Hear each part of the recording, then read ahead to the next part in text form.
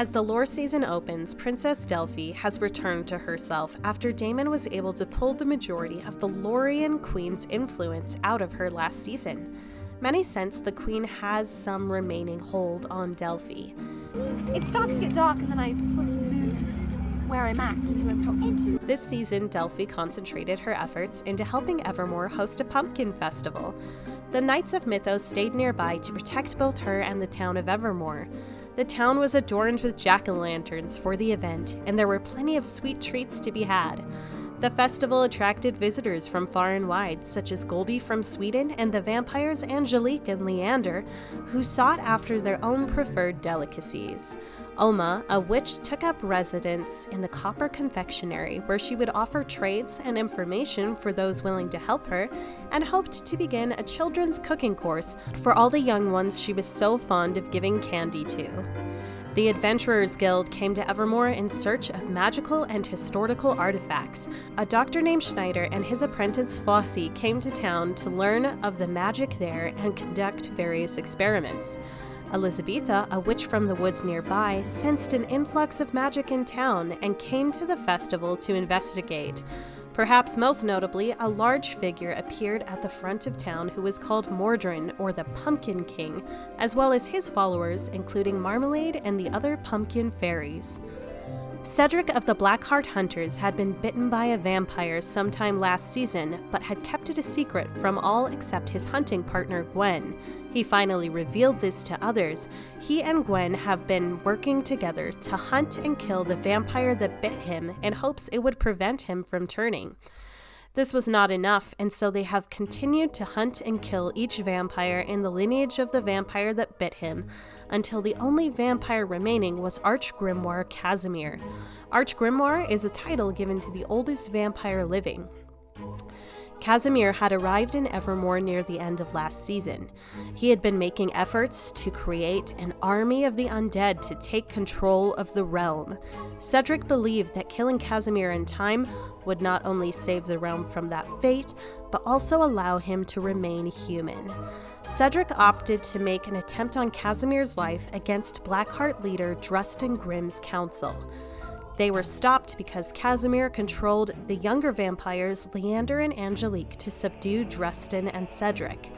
It was revealed that Grimm received his name from killing previous archgrimoires and so was called the Grim Reaper. Casimir spared the lives of his attackers and they lived to fight another day. Grimm made a pact with Cordelia, a knight from Lore. She agreed to kill Casimir in exchange for an unknown weapon that Grimm used. It was determined that Casimir would not be able to be killed by physical means in his current state, due to his enhanced precognition and telekinetic abilities. Cordelia backed out of Grimm's deal because the weapon he gave her was a fake, with the real one on the way back to London in young Wickham's hands. Grimm and Cedric devised a plan and attacked Casimir with a dagger tipped with basilisk blood, which is highly toxic to vampires. They successfully poisoned Casimir and Cedric's transformation was prevented. Cedric took up the mantle of Grimm as the newest person to have killed an arch-grimoire. Drustin had been gravely injured in the effort. Tosh Mayhew, also known as the Tosher, found something he shouldn't have in the sewers. Someone or something down there told him that he could keep his life and his job so long as he agreed to help out once in a while. We would eventually discover this was the voice of Mordrin, the name given to the darkness from Lore, who had taken the form of a giant jack-o'-lantern in Evermore. Mordrin said that Tosh can sense his enlightenment, otherwise known as the madness, on people. On Mordrin's orders, Tosh would periodically take different townsfolk up to the small crypt in the graveyard. He would keep them isolated there for a few minutes and return them to town. Those affected by the madness had various ailments, whether believing they were storybook characters or having hallucinations or other effects. An animancer named Randolph and Dr. Schneider performed a ritual to summon the Silver King, also known as Erebin Silver. He had been the first Mythosian ruler of Evermore and had perished 1,000 years ago prior in the act of defeating the darkness. At that time, Mordrin had taken the form of a giant black dragon. The weapon the Silver King had used long ago, called Fortune's Lance, no longer had enough magic in it to defeat Mordrin, so another solution had to be found.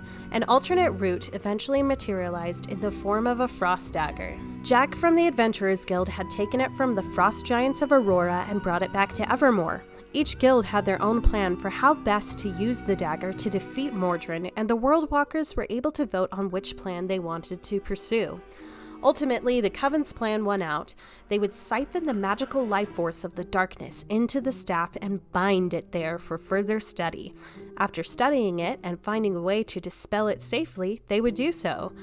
On the night of the ritual, the witches had World Walkers draw defense and protection runes in chalk around the town. Cordelia had been working to goad the Queen of Lore's consciousness out of Delphi. The Queen was in control long enough to command Sir Percival and the Knights to return to Lore. He was compelled by the potion he'd been given last season to follow the Queen's orders, so he was unable to aid as the plan moved forward. Once the ritual began, hordes of monsters from the haunt attempted to enter the Coven.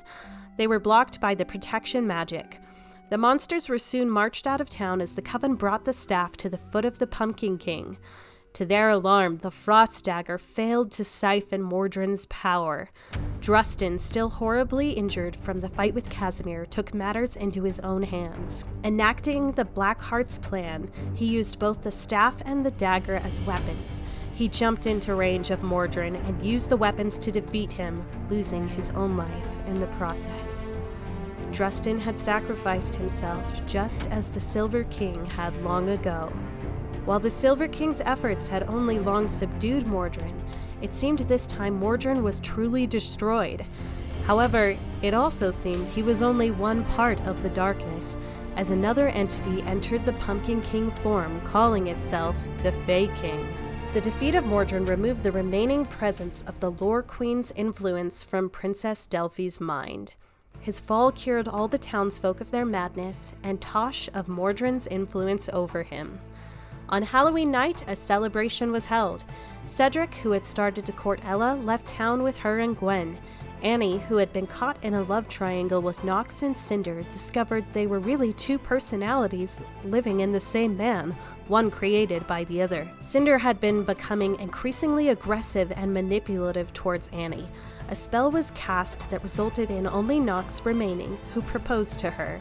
She accepted, and they will travel to Paris. Cordelia is returning to Lore. The Adventurers Guild backed their travels. Damien and Princess Delphi proposed to each other. They and the Knights returned to Mythos. As the Pumpkin Festival came to a close and the immediate threat of Mordrin was past, the portal to Lore remains open.